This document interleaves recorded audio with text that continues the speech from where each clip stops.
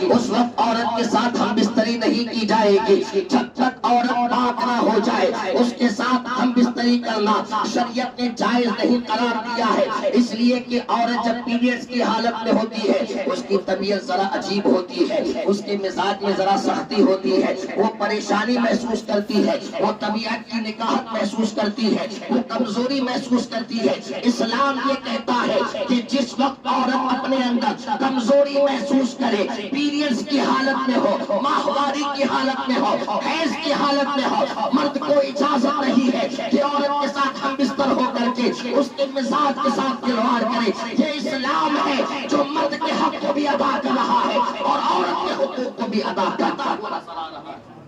مگر افسوس ہے اس بات پر کہ وہ لوگ آج عورت کے حقوق پر انگلیاں اٹھا رہے ہیں جنہوں نے عورتوں کو بے کپڑا کر کے منظر عام پر دکھایا ہے۔ یہ فلم والے بے حیائی اور غلط باتوں کا رواج پوری دنیا میں جو آج عام ہوا ہے، یہ ٹی وی کی بدولت ہوا ہے، یہ فلم انڈسٹری کی بدولت ہوا ہے۔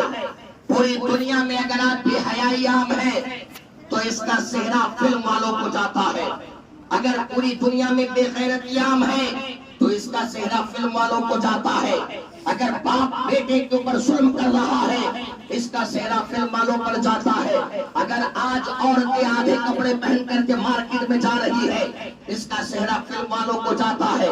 آج پارکوں میں اگر بے غیرتی اور بے حیائی ہو رہی ہے اس کا صحرا فلم والوں کو جاتا ہے۔ یہ لوگ جنہوں نے عورتوں کی عزت کو تار تار کر دیا، جن لوگوں نے عورتوں کے تقدس کو پامال کر دیا، یہ آج عورتوں کے اوپر انگلیاں اٹھا رہے ہیں، یہ آج عورتوں کے حق کی بات کر رہے ہیں۔ مذہب اسلام وہ سچا مذہب ہے کہ جس نے عورتوں کو اتنی عزت دی ہے، اتنا بڑا مقام دیا ہے کہ دنیا میں چاہے کوئی بھی دھرم ہو، کوئی بھی مذہب ہو، کوئی بھی مسلک ہو، کسی بھی دھرم میں عورتوں کو وہ عزت نہیں دی گئی ہے جو عزت الحمدللہ مذہب اسلام عورتوں کو عطا کرتا ہوا نظر آتا ہے۔ ذرا غور کیجیے، آپ عورت ابھی پیدا ہوئی، ابھی بچی ہے، اسلام کے آنے سے پہلے تاریخ کا جائزہ لیجیے تو اسلام کی تاریخ ہمیں یہ بتاتی ہے کہ جس وقت رسول پاک دنیا میں تشریف نہیں لائے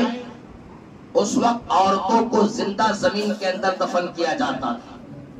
یہ تاریخ ہے، اس کو پڑھیے جا کر کے۔ بچیاں کسی کے گھر میں پیدا ہو جائے اسے زندہ زمین کے اندر دفن کر دیا جاتا تھا۔ عورتوں کی پیدائش کو منحوس تصور کیا جاتا تھا۔ بچیاں کسی کے گھر میں اگر پیدا ہو جاتی تھی تو ان بچیوں کو باپ اپنے ہاتھ سے قبر کھود کر کے زندہ زمین کے اندر دفن کرتا تھا۔ مذہب اسلام جب دنیا میں آیا ایسے ماحول میں کہ جس ماحول میں عورتوں کو منحوس سمجھا جاتا تھا، ایسے ماحول میں کہ جس ماحول میں عورتوں کو زندہ دفن کیا جاتا تھا، ایسے ماحول میں کہ جس ماحول میں عورتوں پر ظلم کیا جاتا تھا، میرے مصطفیٰ جب اس وقت تشریف لائے رسول پاک کے گھر میں حضرت فاطمہ خاتون جنت کی پیدائش ہوئی، میرے آقا نے اس ماحول میں فرمایا تھا کہ وہ تمہارا نظریہ ہوگا کہ عورتیں منحوس ہوتی ہے، وہ تمہارا نظریہ ہوگا کہ عورتوں کو زندہ زمین میں دفن کرنا چاہیے، وہ تمہارا نظریہ ہوگا کہ بیٹی کے پیدا ہونے سے باپ کا سر شرم سے جھک جاتا ہے، وہ تمہارا نظریہ ہے۔ ہمارا نظریہ تو یہ ہے، میرے آقا نے ارشاد فرمایا فاطمہ میرے جگر کا ٹکڑا ہے، جو فاطمہ کو اذیت دے گا وہ مجھے اذیت دے گا، جو فاطمہ سے محبت کرے گا وہ مجھ سے محبت کرے گا۔ ابھی بچی دنیا میں آئی نہیں ہے، مصطفیٰ نے حق پہلے ادا کر دیا۔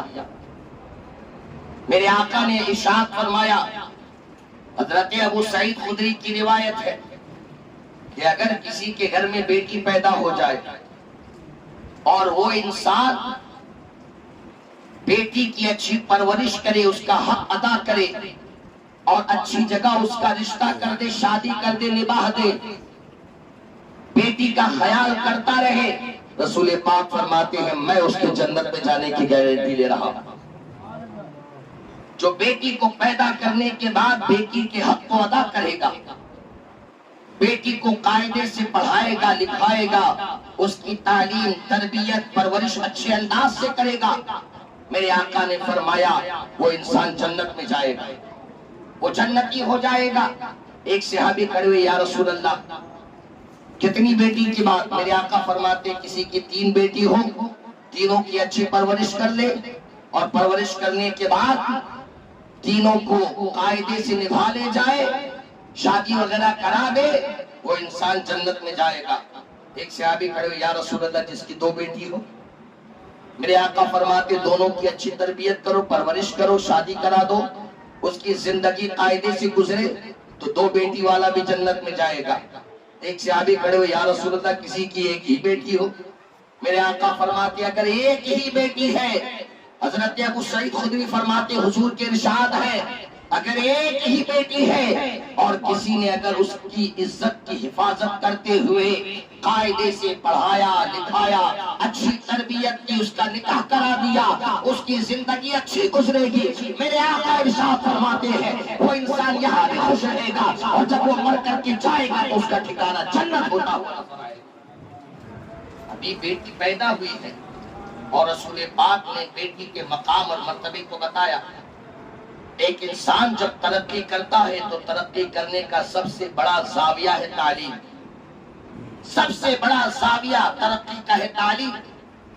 میرے مصطفیٰ حدیث میں ارشاد فرماتے ہیں، مشکات شریف کی حدیث ہے، کتاب العلم کے اندر یہ حدیث موجود ہے، رسول پاک ارشاد فرماتے ہیں طلب العلم فریضۃ علی کل مسلم، علم حاصل کرنا ہر مسلمان مرد پر فرض ہے۔ اس حدیث کے حاشیہ میں محشی فرماتے ہیں کہ ایک روایت یہ بھی ہے، رسول پاک نے ارشاد فرمایا طلب العلم فریضۃ علی کل مسلم و مسلمہ، علم کا حاصل کرنا جیسے مرد کے اوپر فرض ہے اسی طریقے سے عورتوں پر بھی فرض ہے۔ مرد کو بھی تعلیم کے میدان میں علم دین حاصل کرنے کے لیے آگے بڑھنا چاہیے، اور عورتوں کو بھی تعلیم کے میدان میں علم دین حاصل کرنے کے لیے آگے بڑھنا چاہیے۔ آپ ذرا بتائیے ایک انسان کی اچھی زندگی تعلیم کی وجہ سے ہوتی ہے، اور اسلام یہ کہتا ہے کہ جیسے مرد تعلیم حاصل کرے، دین کا علم حاصل کرے، اسی طریقے سے عورتوں کو بھی دین کا علم حاصل کرنا فرض ہے۔ جس طریقے سے مرد اگر دین کا علم حاصل نہ کرے گنہگار ہوگا، اسی طریقے سے اگر عورتیں بھی دین کا علم حاصل نہ کرے گنہگار ہو جائیں گی۔ میرے بھائیوں ذرا بتائیے اسلام نے عورتوں کو کتنا بلند مقام دیا ہے۔ آگے بڑھیے، تعلیم و تربیت کے بعد ایک انسان کی زندگی کا سب سے خوبصورت موڑ ہوتا ہے شادی اور نکاح۔ نکاح یہ انسان کی زندگی کا بڑا خوبصورت لمحہ ہوتا ہے۔ اس نکاح کے موقع پر غیر مذہبوں کی وہاں جو شادی ہوتی ہے، آپ دیکھیے ذرا جائزہ لیجئے کہ وہاں باضابطہ منڈپ سجایا گیا، لڑکی کو پکڑ کر کے دولہے کے بغل میں بیٹھا دیا گیا، بیٹھانے کے بعد ڈنڈا آگ لگا دیا گیا، 4 چکر 5 چکر 6 چکر 7 چکر ہو گیا، مسئلہ ختم۔ سندور مار دیا کسی نے، منگل سوتر لگا دیا، وہ اس کے نکاح میں آ جاتی ہے۔ آپ مجھے بتائیے کہ نکاح اور شادی کے پورے معاملات میں کیا عورت کی اجازت دی گئی کہ تم اس کے ساتھ زندگی گزارنا چاہتی ہو کہ نہیں، تم اس کے ساتھ رہنا پسند کرتی ہو کہ نہیں؟ لیکن اسلام یہ وہ سچا مذہب ہے کہ ہمارے وہاں جب نکاح کا معاملہ ہوتا ہے تو قاضی پہلے عورت سے اجازت لے جاتا ہے، اور جانے کے بعد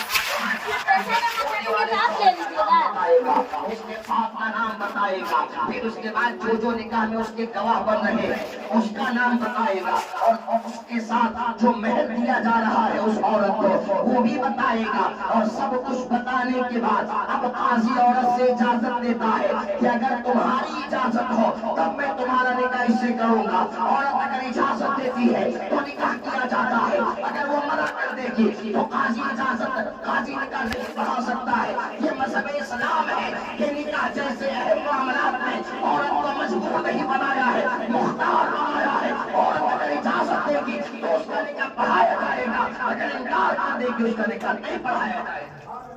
آپ مجھے بتائیے کیا کسی دوسرے مذہب میں یہ انتظام ہے؟ کہیں آپ کو یہ انتظام نہیں ملتا۔ آگے بڑھیے، آپ انسان کی زندگی کا جائزہ لیجیے۔ نکاح کے بعد عورت کی 2 موڑ ہوتے ہیں۔ یا تو اس کی شادی شدہ زندگی اچھے سے گزر جائے گی اور یا پھر اس کی شادی شدہ زندگی اچھے سے نہیں گزرے گی. میاں اور بیوی میں انبن ہو گئی. وہ انبن ہونے کے بعد اب زندگی بھر وہ اسی خود کے ساتھ مرد کے ساتھ رہتی ہوئی نظر آتی ہے. اسلام نے کہا کہ نہیں، اگر دونوں کے اندر آپس میں نباہ کی صورت ہے تو میاں بیوی ایک ساتھ رہیں گے. اور اگر پانی سر سے اوپر ہو جائے، عورت پریشان ہو جائے کہ کچھ مرد ایسے ہوتے ہیں جو شرابی بات میں نکل جاتے ہیں، کچھ مرد ایسے ہوتے ہیں جو کبابی بات میں نکل جاتے ہیں، کچھ مرد ایسے ہوتے ہیں جو جواری بات میں نکل جاتے ہیں، کچھ مرد ایسے ہوتے ہیں جو ظالم بات میں نکل جاتے ہیں. شادی سے پہلے بہت اچھا انداز رہتا ہے اور شادی کے بعد تیور کیسے بدلتے ہیں کچھ سمجھ میں نہیں آتا. شادی سے پہلے جو موم تھا شادی کے بعد وہی آگ بن جاتا ہے. شادی سے پہلے جو دن ہے شادی کے بعد وہی رات ہو جاتی ہے. انسان اگر ایسے مرحلے میں آ جائے کیا کرے گا؟ یہ جو طلاق کا نظام ہے یہ غیروں نے مذہب اسلام سے سیکھا ہے. اسلام یہ کہتا ہے اگر عورت وہاں حفاظت کے ساتھ زندگی گزار سکتی ہے تو عورت اس شوہر کے ساتھ رہے. اور اگر نباہ کی کوئی صورت نہیں بن رہی ہے تو اسلام نے عورت کو خلا کا ہتھیار دیا ہے کہ وہ خلا پیش کر کے مرد کو اس بات کو ابھارے کہ وہ اسے طلاق دے دے. اور مرد نے اگر طلاق دے دی تو عورت طلاق کے بعد عدت گزار کر جس سے چاہے نکاح کر کے اپنی زندگی کو بسر کر سکتی ہے. یہ قانون کس مذہب میں ہے؟ یہ قانون ہمیں مذہب اسلام دیتا ہے کہ شادی کے بعد اگر نکاح کا کوئی مسئلہ گڑبڑا جائے، اسلام سے پہلے جتنی بھی دھرم کے ماننے والے لوگ تھے وہاں پر طلاق کا نظام نہیں تھا. میں آپ کو امریکہ کی حیثیت بتا رہا ہوں، طلاق کا کوئی نظام نہیں.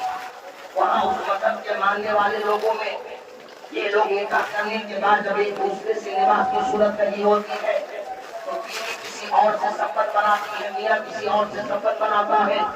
آج بھی امریکہ اور یورپ کے سروے کے مطابق وہاں پر جا کر کے دیکھیں تو 70% آپ کو ایسے لوگ مل جائیں گے کہ جن کے راشن کارڈ اور آدھار کارڈ پر صرف باپ کا نام نہیں ملے گا. ناجائز قسم کے اولاد آج بھی آپ کو امریکہ میں ہزاروں کی تعداد میں مل جائیں گے، اس لیے کہ وہاں طلاق کا نظام نہیں تھا. لیکن جب مذہب اسلام نے طلاق کا نظام پیش کیا تو دوسرے دھرم کے ماننے والوں نے اس کو ایکسپٹ کیا اور ایکسپٹ کر کے دوسرے دھرم کے ماننے والے کہنے پر مجبور ہو گئے کہ طلاق کا یہ جو نظام ہے اسلام نے جو پیش کیا ہے اس سے خوبصورت نظام نہ ہمیں پہلے نظر آیا نہ آج کوئی نظر آ رہا ہے، نہ سورہ قیامت اسلام جیسا خوبصورت نظام کوئی پیش کر سکتا ہے. اگر اچھی صورت ہو گئی نکاح کے بعد زندگی اچھی کر رہی ہے، بچے پیدا ہوئے، جیسے کہ ماں نے بچے کو پیدا کیا اسلام نے ان کے گوشت کو بڑھا دیا. اور اسلام کہتا ہے کہ کل تک شوہر حاکم تھا اور محبوب تھی، لیکن جب بیٹا پیدا ہو گیا یہ مرد ضرور ہے لیکن یہ حاکم نہیں بنے گا، یہ محبوب بنے گا. اور اس کی ماں اس مرد کے اوپر حکومت کرتی ہوئی نظر آئے گی. بیٹے کے اوپر بڑھ مقام مذہب اسلام نے ماں کو عطا کیا ہے. ماں بھی ایک عورت ہے اور اس کے بعد اسلام کہتا ہے کہ الحمدللہ اسلام نے عورت کے منصب کو اور بڑھا دیا ہے. کل تک اس کا مقام اور تھا لیکن آج اس کا مقام یہ ہے کہ جس جنت کو پوری دنیا ادھر ادھر گھومتی اور پھرتی ہوئی نظر آ رہی ہے وہ جنت اگر کہیں ملے گی تو ماں کے قدموں کے نیچے ملے گی. عورت کو یہ عزت مذہب اسلام نے دیا. آگے بڑھیے. ایک عورت زندگی گزارتی زندگی گزارتے گزارتے بڑھاپے میں آ گئی. بڑھاپے میں آنے کے بعد اب اسلام کہتا ہے کہ ایک صحیح اور اچھا بیٹا وہ ہے جو ماں باپ کی خدمت کرے. مشکات شریف کی حدیث پاک ہے، ایک صحابی گئے نبی کی بارگاہ میں، یا رسول اللہ میں جہاد کے لیے جانا چاہتا ہوں. میرے آقا نے فرمایا اگر تم جہاد کے لیے جانا چاہتے ہو تو جاؤ، لیکن اس سے پہلے میری ایک بات سنو، یہ بتاؤ کہ کیا تمہارے ماں باپ زندہ ہیں؟ نوجوان صحابی نے کہا ہاں یا رسول اللہ میرے ماں باپ زندہ ہیں. رسول پاک فرماتے جا کر کے ماں باپ کی خدمت کرو، اللہ تعالیٰ جہاد کا ثواب عطا فرمائے گا. عورت کو یہ عزت اسلام دے رہا ہے جا کر کے ماں باپ کی خدمت کرو، ماں کے پیر دباؤ، اللہ جہاد کا ثواب عطا کرے گا۔ اگر کوئی انسان پریشانی میں مبتلا ہے، اگر کوئی انسان بیماری میں مبتلا ہے، میرے آقا فرماتے ہیں جا کر کے اپنی ماں کو راضی کر لے، اور راضی کرنے کے بعد ماں سے دعا کرا لے۔ جب ماں دعا کرے گی اللہ تبارک و تعالیٰ اس دعا کو ضرور قبول فرمائے گا۔ دنیا کی ہر مصیبت جس بارگاہ میں جا کے حل ہو رہی ہے، اس بارگاہ کو ماں کہا جاتا ہے کہ ماں اگر اپنے بیٹے کے حق میں دعا کرتی ہے، اللہ تبارک و تعالیٰ اس کی دعاؤں کو رد نہیں فرماتا ہے۔ عورت کو یہ عزت، یہ مقام اسلام دے رہا ہے، اور آپ کہتے ہو کہ اسلام نے عورت کو عزت نہیں دی ہے۔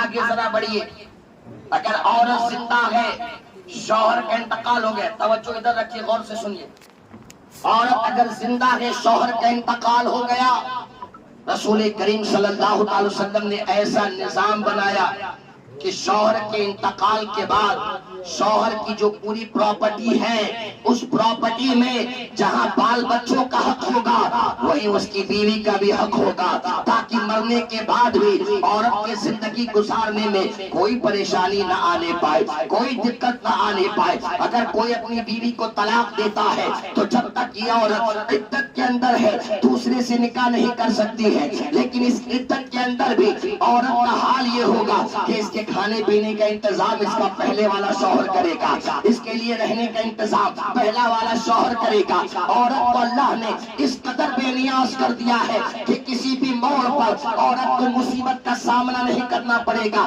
جب تک وہ زندہ رہے گی تب بھی اللہ کی نعمتوں سے مالا مال ہوگی۔ مرنے کے بعد اولاد کے اوپر ذمہ داری عائد کر دی کہ اپنے ماں کے لیے دعا کرتا رہے، بچہ ماں کے لیے دعا کرتا رہے گا۔ جب تک زندہ تھی تب بھی رب کی نعمتیں آ رہی تھی، مرنے کے بعد قبر میں جانے کے بعد بھی اولاد دعا کرتا رہے گا، وہ عورت اپنے بچے کی دعاؤں کی نعمت پاتی ہوئی نظر آئے گی۔ یہ اسلام ہے میرے بھائی، آپ اسلام کو سمجھنے کی کوشش کریں۔ اسلام نے عورت کو جو مقام دیا ہے، کسی دھرم کسی مذہب میں وہ مقام عورتوں کو نہیں دیا گیا ہے۔ مگر افسوس کہ آج اسلام کے اوپر فلم بنائی جا رہی ہے۔ آج افسوس ہے اس بات پر کہ اسلام کے نظام کے اوپر فلم بنائی جا رہی ہے۔ کبھی رسول پاک کی ازدواجی زندگی پر حملہ، کبھی مسلمانوں کی 3 طلاق کا مسئلہ اٹھایا جاتا ہے، کبھی مسلمان عورتوں کے حجاب پر پابندی لگائی جاتی ہے۔ ہماری بچیاں اگر حجاب میں ہوتی ہے، آپ کو تکلیف ہو رہی ہے اور آپ نے اپنے گھر کی عورتوں کو ننگا کر کے منظر عام پر لا کر کے کھڑا کر دیا، جہاں پر عورتیں فلم کرتی ہوئی نظر آتی ہے، ان کے جسم پر ڈھنگ کا کپڑا نہیں ہوتا ہے، بے غیرتی اور بے حیائی کی انتہا کر کے عورت کے جسم کی نیمابی کرنے والے لوگ آج مذہب اسلام پر حملہ کرتے ہوئے نظر آ رہے ہیں، کیونکہ وہ جانتے ہے کہ مسلمان ٹی وی سے دور نہیں ہے، ٹی وی سے قریب ہے۔ ہم فلم بنا دیں گے، یہ ٹی وی کے ذریعہ فلم کو دیکھ لے گا اور اس کے دل میں اسلام کی جو محبت ہے وہ ختم ہوتی ہوئی نظر آئے گی۔ اس لیے میں آج تمام مسلمانوں کو آگاہ کرنا چاہتا ہوں، میرے بھائیوں، ٹی وی کل بھی دین کے لیے خطرہ تھا، آج بھی دین کے لیے خطرہ ہے، صبح قیامت تک دین کے لیے خطرہ رہے گا۔ کوئی بھی انسان ٹی وی کے ذریعہ دین کی خدمت نہیں کر سکتا۔ ٹی وی وہ منحوس چیز ہے جس نے اسلام کا نقصان کل بھی کیا تھا، آج بھی کیا ہے، صبح قیامت تک کرتا رہے گا۔ اس لیے اپنے گھروں سے ٹی وی کو باہر کیجئے، ٹی وی کو توڑیے، ٹی وی کو گھر سے باہر پھینک دیجئے اور پھینک کر کے یہ پیغام عام کر دیجئے، ہم مسلمان ہیں، ہمارا مذہب ٹی وی کی اجازت نہیں دیتا۔ یورپ میں کیا بے حیائی ہو رہی ہے، ہندوستان کے لوگ کیسے جانتے ہیں؟ ٹی وی کے ذریعہ جانتے ہیں۔ امریکہ میں کیسے بے حیائی ہو رہی ہے، بغیر نکاح کے کیسے لوگ عیاشی کر رہے ہیں، لوگ کیسے جانتے ہیں؟ ٹی وی کے ذریعہ جانتے ہیں۔ دوسرے جگہ پر کس طرح بے حیائی ہو رہی ہے لوگ کیسے جانتے ہیں؟ ٹی وی کے ذریعہ جانتے ہیں۔ ٹی وی وہ منحوس چیز ہے جس نے اسلام کے تقدس کو پامال کیا ہے۔ اس لیے میرے بھائیوں، ٹی وی جیسی نحوست کو اپنے گھر سے باہر کیجئے، سنیما جیسی نحوست کو اپنے گھر سے باہر کیجئے۔ ویڈیوگرافی، تصویر کشی جیسی نحوست کو اپنے گھر سے باہر کیجئے، اور باہر کرنے کے بعد اب دین کی خدمت کرے، دین کا کام کرے، تو علماء سر پہ بیٹھائیں گے اور یہ کہتے ہوئے نظر آئیں گے جو اسلام کی خدمت کرنے کے لیے نکلتا ہے کل بھی ہمارا تھا، آج بھی ہمارا ہے، صبح قیامت تک ہمارا رہے گا، اور جو اسلام کے خلاف بکواس کرے گا کل بھی دشمن تھا، آج بھی دشمن ہے، صبح قیامت تک دشمن رہے گا۔ اللہ تبارک و تعالی ہمیں ان باتوں پہ عمل کرنے کی توفیق عطا فرمائے۔ اس لیے انشاءاللہ الرحمن الیکشن ہو جائے، اگر ضرورت پڑے تو ہمیں سڑک پر بھی اترنا پڑے گا، اگر ضرورت پڑے تو